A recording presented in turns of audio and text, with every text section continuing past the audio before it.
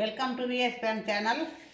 விஎஸ்பிஎம் channel subscribe பண்ணாதவங்க subscribe பண்ணிக்கோங்க. கூட இருக்கிற பெல் பட்டனை கிளிக் பண்ணிக்கோங்க. இன்றைக்கி வந்து பச்சரிசி தயிர் உப்புமா, பச்சரிசி தயிர் உப்புமா செய்கிறதுக்கு எடுத்து வச்சுருக்கிறேன். பச்சரிசி ஊற வச்சுருக்கேன். இந்த கிளாஸால் ஒரு கிளாஸ் எடுத்து பச்சரிசி ஊற வச்சுருக்கிறேன். இது வந்து ஒரு 2-3 மணி நேரம் ஊறிடுது. இதை நாம் போட்டுக்கலாம். மிக்சியில் போட்டு அப்படியே ரவை பதத்துக்கு தான் ஆட்டணும், நைஸாலாம் ஆட்டக்கூடாது.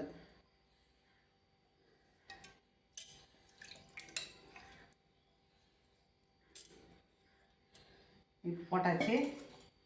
இதில் நமக்கு தேவையான இஞ்சி, காரத்துக்கு தகுந்த பச்சை மிளகா, அதிகமாக தேவையில்லை, அதிகமாக வேணுன்னா அதிகமாக அரிஞ்சு போட்டுக்கலாம். பச்சை மிளகா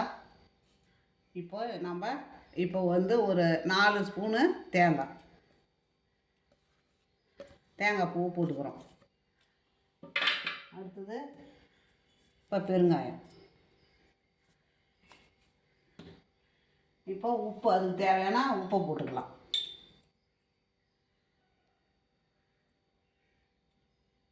உப்பு. இப்போ இந்த தயிர் வாங்கியாந்துருக்குறேன் பாருங்க, தயிர் வச்சுருக்குறேன் பாருங்கள். இந்த தயிரை இதில் ஊற்றிக்கலாம். இப்போ 1 கிளாஸ் அரிசி எடுத்துருக்குறேன், அதுக்கு 3/4 கிளாஸ் தயிர், நல்லா கெட்டி தயிர்.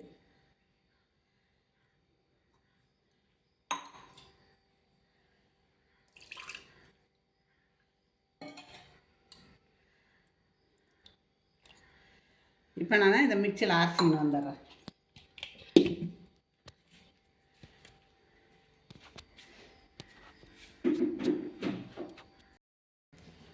இப்போ கடாயை வச்சுட்டா எண்ணெய் ஊற்றிக்கலாங்க. கொஞ்சம் தாராளமாக இருக்கணும். ஒரு 4 ஸ்பூன் ஊற்றி இருக்கிறேன்.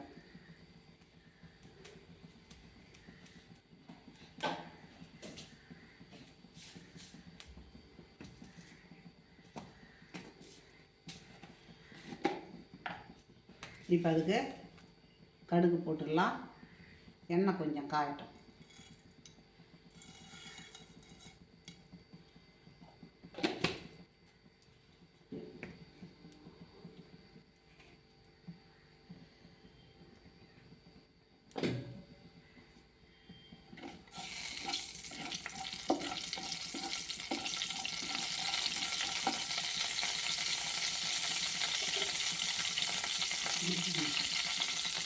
இங்கே பாருங்கள், இந்த மாதிரி ரவை பாதத்துக்கு பாருங்கள், நைஸாக இல்லை பாருங்கள், இல்லை ரவை பாதத்துக்கு இருக்குது பாருங்கள். இந்த மாதிரி அரைச்சிக்கணும். நீங்களும் இந்த மாதிரி அரைச்சிக்கிங்க. ரவை பாதத்துக்கு தான் அரைக்கணும்.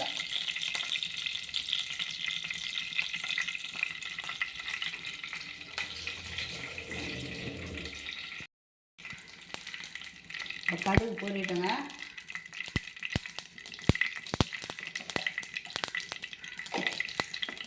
இப்போ கடலைப்பருப்பு போட்டுக்கலாம். 1 ஸ்பூனு கடலைப்பருப்பு, உளுத்தம்பருப்பு,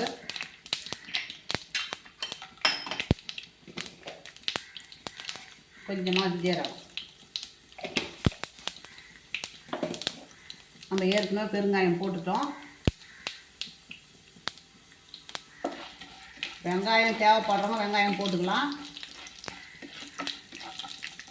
தேவையில்லைன்றவங்க போட வேணாம். ஏன்னா நம்ம பச்சை மிளகாயும் போட்டு ஆட்டிட்டோம். இஞ்சி பச்சை மிளகாயெல்லாம்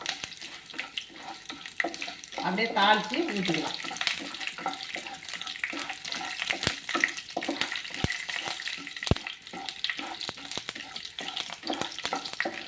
கடலைப்பருப்பு சேர்ந்த உடனே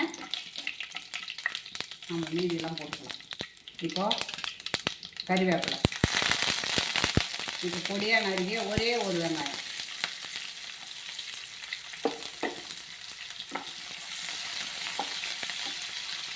இதுக்கு போட்டுக்க உப்பு, அந்த வெங்காயம் அந்த தாளிப்புக்கு தகுந்த உப்பு கொஞ்சம் போட்டுக்கலாம்.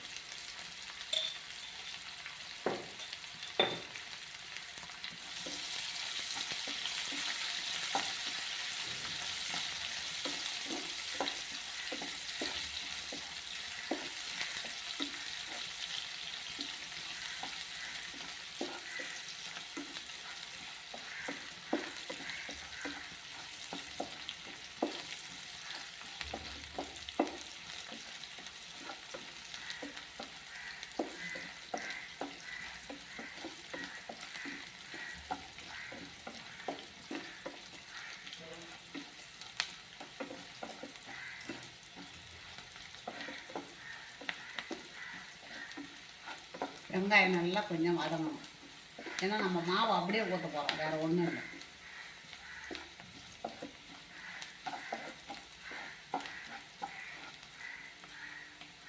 இப்போ இந்த மாவில் நம்ம ஏற்கனவே அரை டம்ளரு 3/4 டம்ளரு தயிர் ஊற்றிருக்குறோம். இப்போ நம்ம 1 2 டம்ளரு இப்போ நம்ம ஊற்றிட்டோம். தண்ணி நம்ம எடுத்து ஊற்றிக்கலாம்.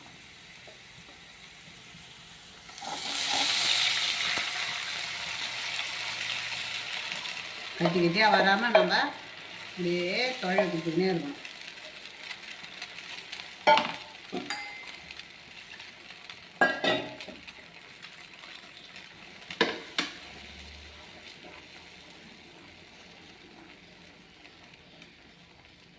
கொஞ்சம் சிம்மில் வச்சுக்கலாம்.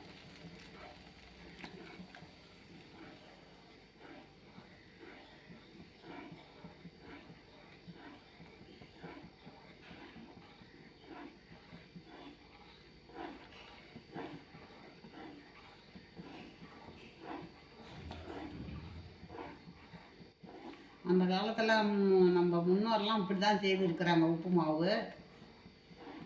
இப்போ தான் விதமாக நம்ம செய்கிற மாதிரி, அது ஒரு மாதிரி தனித்தனியாக அவங்கவுங்க இஷ்டத்துக்கு அந்தந்த ஊருக்கு தகுந்த மாதிரி.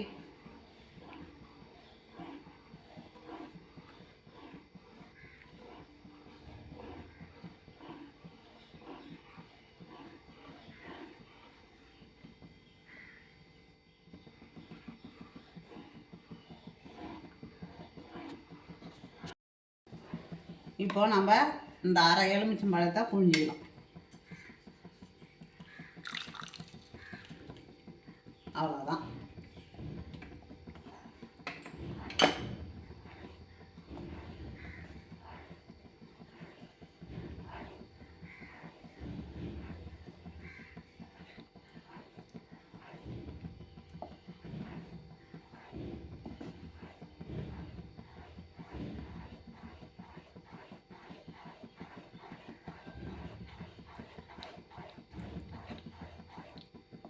இப்போ பாருங்கள், சுருண்டு வருது பாருங்கள்.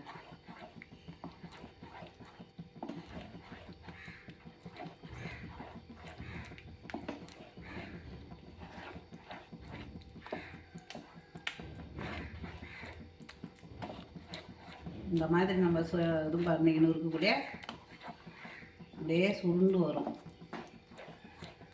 ஆனால் கை விடாமல் நம்ம கிண்டிக்கினே இருக்கணும்.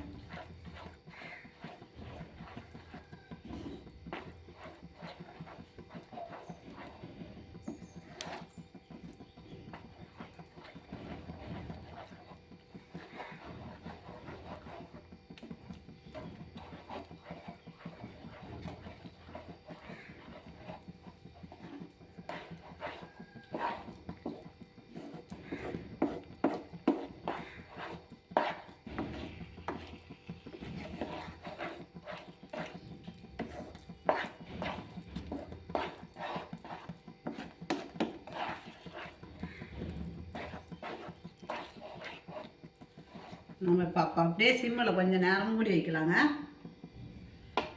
ஒரு 5 நிமிஷம் மூடி வச்சுட்டு நம்ம பார்க்கலாம். இப்போ நம்ம திறந்துக்கலாம். இப்போ பாருங்கள், இப்போ எப்படி இருக்கு பாருங்கள், சூப்பராக இருக்குது பாருங்கள். அதே வந்து நல்லா குழகுழன்னு அரைக்கக்கூடாது. குழகுழன்னு அரைச்சோம்னா அது உப்புமாவாகவே வராது.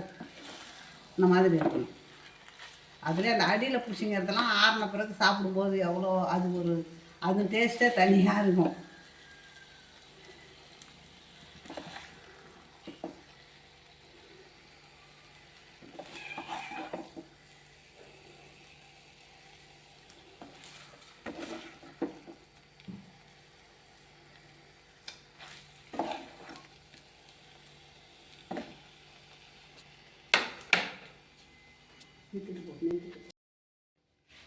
பச்சரிசி தயிர் மாவு ரெடி ஆகிடுது பாருங்கள்.